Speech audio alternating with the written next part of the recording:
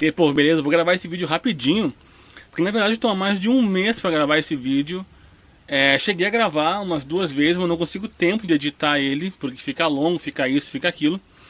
Então vou fazer esse da forma mais rápida possível e sem edição, com o mínimo de edição possível, para poder postar. Eu quero primeiro começar, dizer que a ideia é comentar sobre algumas coisas que apareceram no vídeo Por que Deixei de Ser Ateu, que é um vídeo que tem uma boa repercussão. Então eu vou responder algumas dúvidas que ficaram nesse vídeo, de algumas pessoas, né? Algumas coisas que... O legal desse vídeo é que assim, eu consegui atrair a raiva de quem é ateu e de quem não é ateu. Isso foi muito legal, porque eu meio que sou bom nisso, sabe? Sou bom em atrair raiva. Sou bom em ser odiado. Eu sou bem bom nisso. E aí, claro que algumas pessoas a gente conversou pelos comentários mesmo aqui, né? Foi bacana. Qual que é a ideia? Cara, eu resumi 20 anos de vida em 20 minutos. Então, claro que ficou pouco, claro que ficou fraco o vídeo, entendeu? Mas eu achei interessante dar aquela abordagem, falar um pouquinho de filosofia e tal. Mas eu vou fazer o seguinte, eu vou fazer uma série do Porquê Deixei de Ser Ateu. Vou começar falando como deixei de ser católico, isso aos 14 anos. Há 17, 18 para 19 anos, como eu deixei aí de acreditar em Deus, como me tornei ateu. Mas para chegar nesse ponto, cara, eu passei pelo protestantismo, pelos batistas, pelos mormons, pelos espíritas, pelo daime, por um monte de coisa, pelo espiritismo de Allan Kardec, até chegar ao ateísmo. E, na verdade, antes de chegar ao ateísmo, eu ainda naveguei um pouco no taoísmo e no budismo. E só depois cheguei no ateísmo. Então vou te contar essa história. E aí o que eu lia enquanto ateu, que foi quando eu comecei a olhar um pouquinho para o islamismo também, para conhecer, né? E o que eu li enquanto ateu. E depois o meu reencontro com a filosofia. E aí o momento em que eu me reencontro com o pensamento sobre Deus. E aí é o momento que eu deixo de ser ateu. Vou fazer isso numa websérie, não sei com quantos capítulos, mas vou contar essa trajetória para você. E no final vou convidar algumas pessoas, teólogos, físicos, né, pessoas que são, que acreditam ou não em Deus, de diferentes crenças, religiões, para que a gente possa discutir sobre esse tema de maneira ampla, de maneira honesta, acima de tudo. O legal da gente pensar, o legal do pensamento sobre Deus é que você pensar Deus implica o pensamento sobre o homem, sobre o certo, sobre o errado, sobre o fim, sobre o início, né? Sobre a morte, sobre o que guia, sobre o certo, sobre o justo, sobre o injusto. Todos os pensamentos derivam e vêm do pensamento sobre Deus. Então é muito saudável pensar Deus. Embora você acredite ou não, pensar Deus é muito saudável, porque esse pensamento carrega consigo todos os pensamentos morais. Eu vou aproveitar para comentar rapidamente algumas pessoas, algumas perguntas que aconteceram aqui. Aí, por exemplo, vou até por ordem que aparece para mim aqui, ó. Teve um rapaz que falou assim, é que normalmente, os ateus não, mas normalmente o neo-ateu costuma ser meio estúpidozinho, assim, sabe? Agressivo e ignorantezinho, assim, fraquinho, sabe?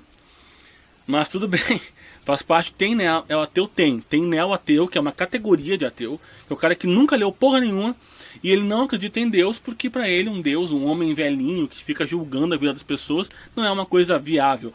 Porque para ele uma maçã que comeu e uma serpente não é viável. Porque para ele uma Bíblia que tem um monte de gente que morre, que mata, tem um monte de sangue e tal, não é uma coisa viável. Porque para ele, para Deus existir, não pode acontecer coisas ruins a pessoas boas. Isso é um neo-ateu, ele é fraquinho, ele é débil. É débil.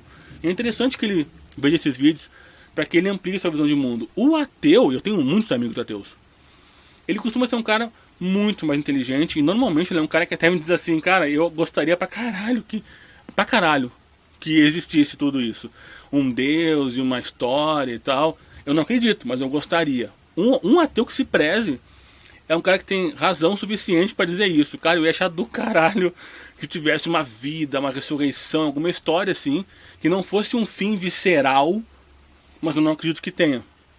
Isso é um ateu, sabe? No mais, é justamente para isso que eu estou gravando esse vídeo, para combater essa idiotização do próprio ateísmo e essa idiotização do pensamento sobre Deus, que é você colocar Deus numa caixinha e achar que Deus é um cara que tem que te servir né, que tem que, claro, servir você, tudo que você pede, o que você precisa, porque afinal de contas, a criação, o início e o fim, né, a perfeição existe para servir a você, lógico, porque, meu Deus do céu, sabe? Afinal de contas, você entende que você é a imagem e semelhança dele, então por não entender que isso não é possível, você acaba não acreditando. Mas são falácias, são pensamentos pobres sobre Deus. E a ideia aqui é enriquecer o seu pensamento sobre Deus, para que você, acredite ou não, mas tenha uma reflexão mais rica sobre o tema. E dessa forma, uma reflexão mais rica sobre você mesmo, sobre o homem, sobre maneiras de agir. E aí tem algumas coisas que aconteceram aqui bem interessantes. Cara, se Deus é improvável, então Jesus, hein? Cara, não viaja. Não põe tanta ignorância pra fora assim, cara. Jesus de Nazaré é o maior revolucionário que já habitou esse planeta. Ele é o cara que trouxe uma doutrina, um pensamento que quebrou o pensamento grego no meio. No meio. O pensamento sobre justiça, o pensamento sobre vida, sobre morte, sobre perdão, sobre amor. Esse pensamento de Jesus de Nazaré, de Cristo, do dito Cristo, quebra ao meio o pensamento grego, cara. É revolucionário o que esse cara fez. Sabe? Eu não creio em Deus. Pode, você pode. Agora eu já falei que negar o cristianismo, a força do cristianismo, o poder e a revolução desse pensamento é uma imbecilidade atroz. O que significa para a humanidade Cristo? Significa a quebra de paradigma. Significa você ter a realidade que você tem hoje, com todas as possibilidades que você tem hoje. Porque o pensamento grego é um pensamento escravocrata. É um pensamento que valoriza o cara de acordo com o talento dele. Não importa. E Cristo vem chegando e vem dizendo, cara, Cristo fala assim, eu tô cagando pro teu talento. Aristóteles diz assim, pra você ter uma ideia, um único aspecto. Poderia ficar horas falando aqui, falando de amor, falando de um monte de coisa, um único aspecto. Aristóteles diz o seguinte, cara, cada um tem um talento, tem uns que têm talentos mais visíveis, outros menos visíveis. Você tem que nascer, existir para aprofundar o seu talento, porque afinal o universo é cósmico. Coisa que mais pra frente Copérnico derruba no meio, Aristóteles, sobre esse tema. Mas beleza, para ele o universo é cósmico, tudo se encaixa, tem um encaixe, entendeu? E o seu talento é o seu encaixe. Isso é Aristóteles, isso é o grego pensando. Ou seja, se alguém não... E como alguns têm talentos que valem mais do que outros, então, para Aristóteles, ele vai dizer o seguinte, quem não tem talento existe para servir a quem tem talento. Ou seja, a melhor comida é para quem tem talento. Quem tem talento, naturalmente, irá estar acima de quem não tem talento. Obviamente, o pensamento escravocrata é completamente plausível, óbvio. Lógico. Vamos lá, Beyoncé com o microfone na mão, cantando, isso é encaixe cósmico. Se Beyoncé resolve abandonar o seu microfone ou intercalar com a sua atividade de quem faz arte por meio da música, o auxílio a pobres necessitados, para Aristóteles, Beyoncé nessa atividade é uma bosta. Porque o encaixe cósmico dela é cantando, fazendo música. Isso é Aristóteles.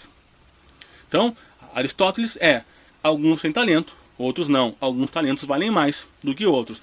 Quem tem mais talento deve dedicar a sua vida ao talento, porque é o encaixe cósmico. Se você se desvia do talento por algum motivo, deu merda, você está errado, vale nada agora.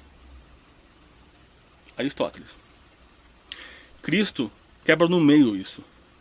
Cristo diz assim, não diz assim, mas se fosse hoje, Cristo diria assim, cara, eu tô fudendo pro teu talento, tô cagando pro teu talento. O que importa é o que você faz com ele. Então, Beyoncé cantando, legal, talento do caralho. Beyoncé intercalando a sua atividade de cantora com auxílio a quem precisa. Beyoncé agora sim fazendo vocação, agora sim engrandecendo a sua existência. Beyoncé só cantando é bosta para Cristo, aos olhos de Cristo.